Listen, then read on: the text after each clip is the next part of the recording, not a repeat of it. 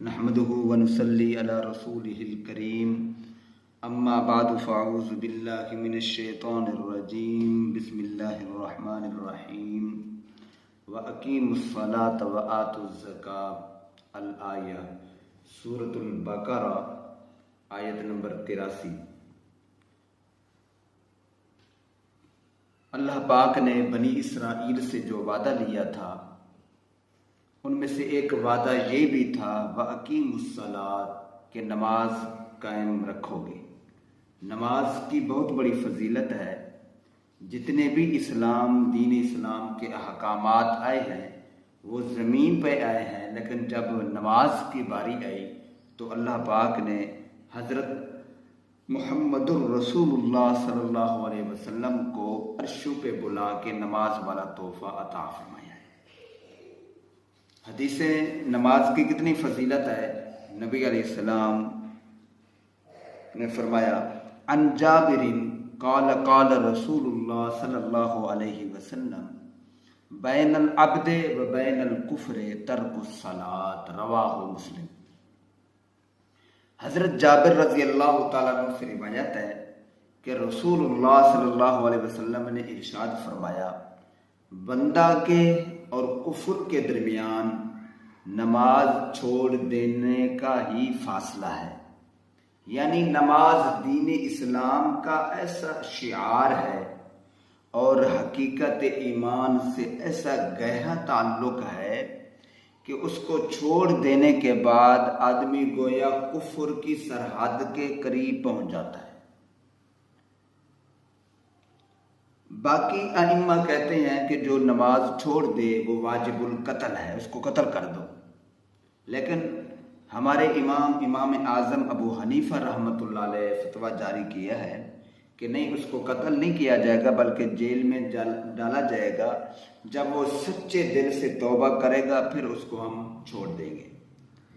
اسی طرح ان بریدہ قال قال رسول اللہ صلی اللہ علیہ وسلم العہد الذی بیننا و بینہم ترک الصلاۃ فمن ترکها فقد کفر رواہ احمد ترمذی والنسائی ابن ماجہ۔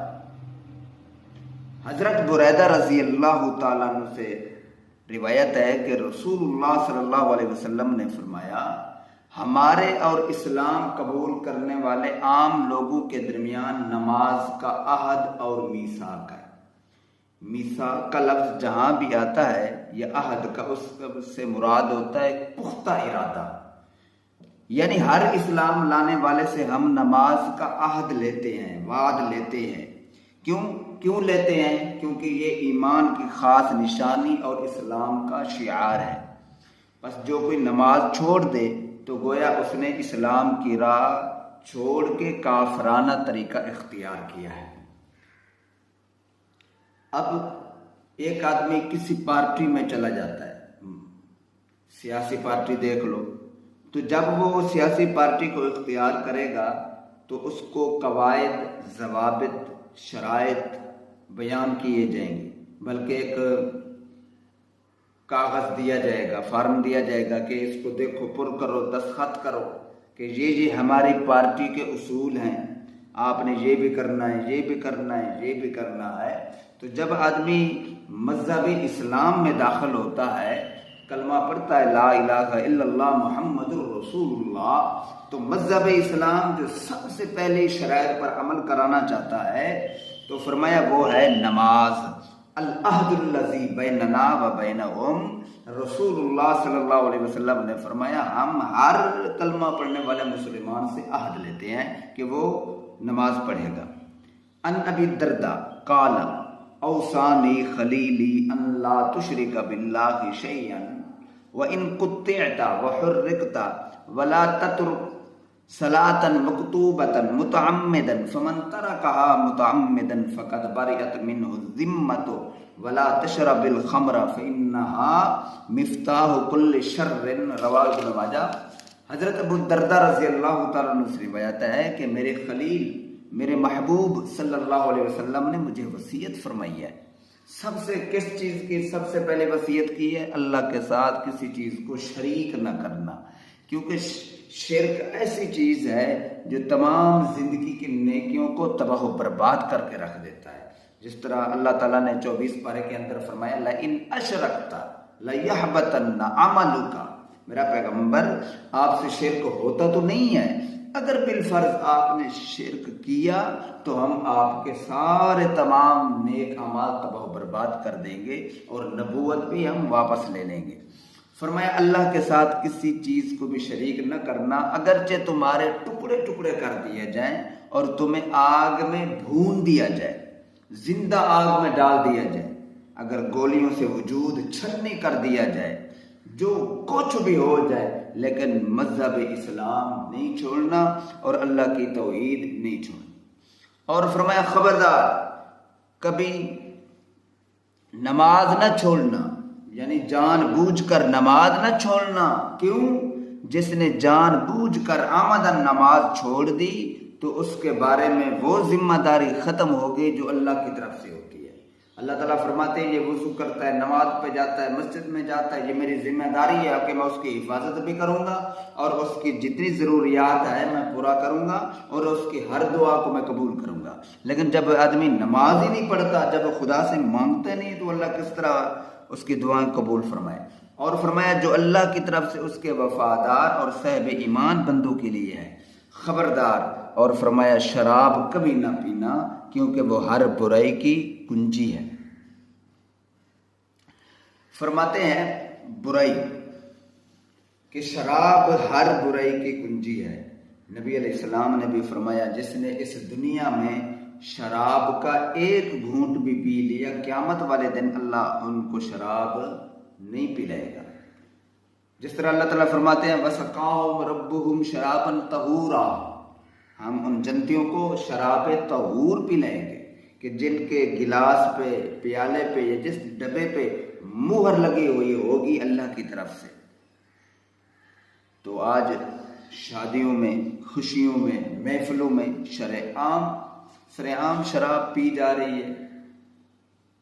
تو فرمایا جب بندہ شراب پی لیتا ہے، نہیں پتا یہ سامنے ماں بیٹھی ہے، بہن بیٹھی ہے، بیوی بیٹھی ہے، یا جو زبان میں آتا ہے آدمی بکتا جا رہا ہے، بولتا جا رہا ہے، پتہ نہیں کیا کہہ رہا ہے. تو فرمایا شراب ہر برائی کی کنجی ہے. ایک عبادت گزار تھا، اس کو ایک عورت نے دعوت دی گناہ کی، لیکن اس نے کہا نہیں میں اللہ سے ڈرتا ہوں، میں یہ نہیں کر سکتا.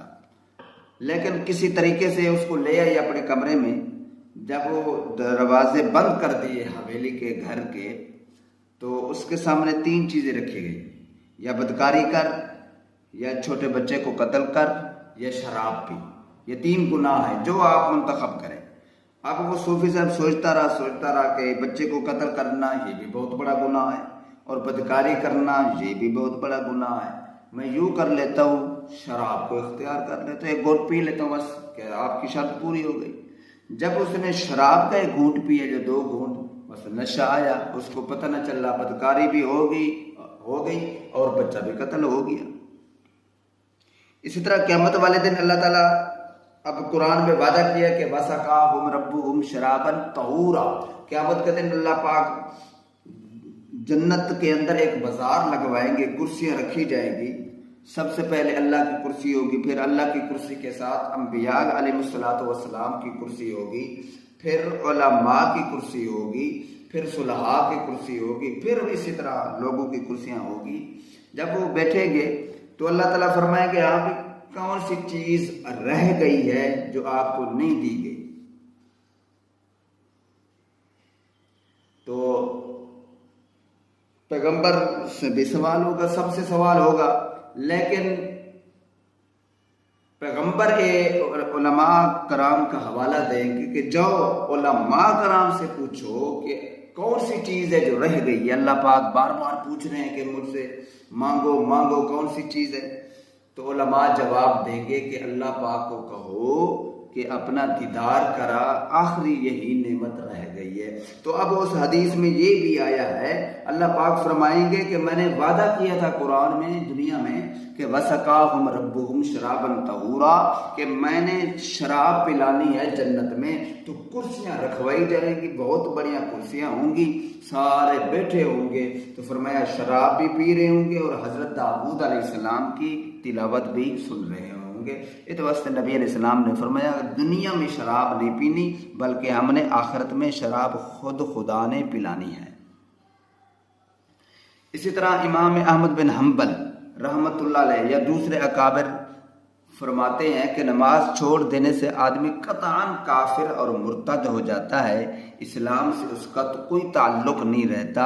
اگر وہ اس حال میں مر جائے تو اس کی نماز جنازہ بھی نہیں پڑھی جائے گی اور مسلمانوں کے قبرستان میں دفن ہونے کی بھی اجازت نہیں دی جائے گی۔ بہرحال اس کے احکام وہی ہوں گے جو مرتد کے ہیں۔ اب ہم سوچیں، ہمارے نوجوان بے نمازی، ہمارے بوڑھے بے نمازی، ہمارے بچے بے نمازی، ہمارے خواتین بے نمازی، کوئی نماز پڑھنے کی فکر ہی نہیں ہے۔ آگے ان عبداللہ بن عمر بن عاص ان النبی صلی اللہ علیہ وسلم انه ذکر امر الصلاة یوما فقال من حافظ علیہا كانت له نورا وبرهانا ونجاتا یوم القیامہ ومن لم يحافظ علیہا لم تکن له نورا ولا برهانا ولا نجاتا وكان یوم القیامة مع قارون وفرعون وحامان وابی بن خلف۔ حضرت عبداللہ بن عمر بن عاص رضی اللہ تعالیٰ عنہ سے روایت ہے، بہقی کے اندر اور مسند احمد کے اندر اور دارمی کے اندر یہ حدیث موجود ہے کہ ایک دن رسول اللہ صلی اللہ علیہ وسلم نے نماز کے بارے میں گفتگو فرمایا جو بندہ نماز کا اہتمام کرے گا، نماز پڑھے گا، وہ قیامت کے دن اس کے واسطے نور ہوگی، کیونکہ جس سے قیامت کے اندھیروں میں اس کو روشنی ملے گی۔ کیوں کہ ہر وقت اندھیرا ہی اندھیرا ہوگا، آگے پیچھے ہر طرف اندھیرا ہوگا، ادھر فرمایا روشنی کرنے والی نماز ہوگی، اور فرمایا دلیل ہوگی، اس کے لیے نجات کا ذریعہ بنے گی۔ اور جس آدمی نے نماز کی ادائیگی کا اہتمام نہیں کیا، غفلت کی، تو فرمایا اس کے واسطے نہ نور بنے گی، نہ دلیل بنے گی، نہ ذریعہ نجات بنے گی، بلکہ وہ بدبخت قیامت کے دن قارون، فرعون، حامان، مشرکین مکہ کا سرغنہ ابی بن خلف کے ساتھ کھڑا ہوگا۔ بہت بڑی بات ہے، بہت بڑی بات ہے۔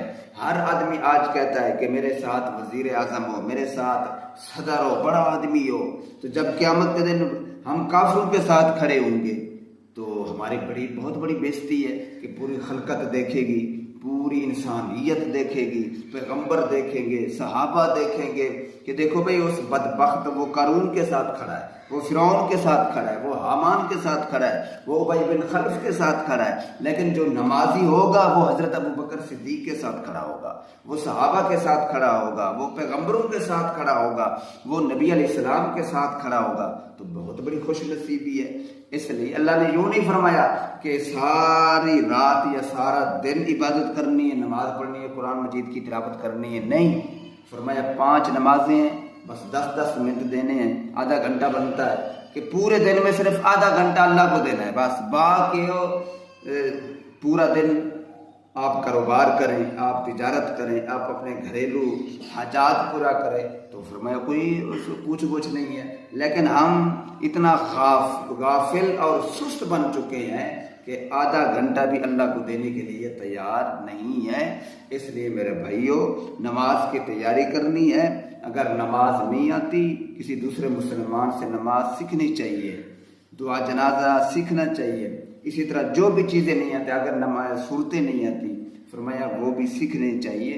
آج وقت ہے، آج اللہ پاک نے صحت دی ہے، آج اللہ پاک نے عافیت دی ہے، تندرستی دی ہے، آج اللہ پاک نے وقت دی ہے، فراغت دی ہے، اس لیے آپ یہ کر سکتے ہیں۔ آگے ماشاءاللہ ماہ رمضان آ رہا ہے تو کوشش کرنی، آج سے بھی کوشش ارادہ کرنا ہے کہ ہم نے نماز پڑھنی ہے، روزہ بھی رکھنا ہے اور تراویح بھی 20 رکعت ہم نے پڑھنی ہے انشاءاللہ۔ جب بندہ ارادہ کرتا ہے تو فرمایا عزم کرتا ہے تو اللہ پاک اس کو خود توفیق عطا فرما دیتے ہیں کہ وہ نماز بھی پڑھتا ہے، پھر روزہ بھی رکھتا ہے، تراویح بھی پڑھتا ہے اور ذکر و اذکار بھی کرتا ہے، استغفار بھی کرتا ہے اور اپنی زندگی کو اچھا بنانے کی کوشش کرتا ہے۔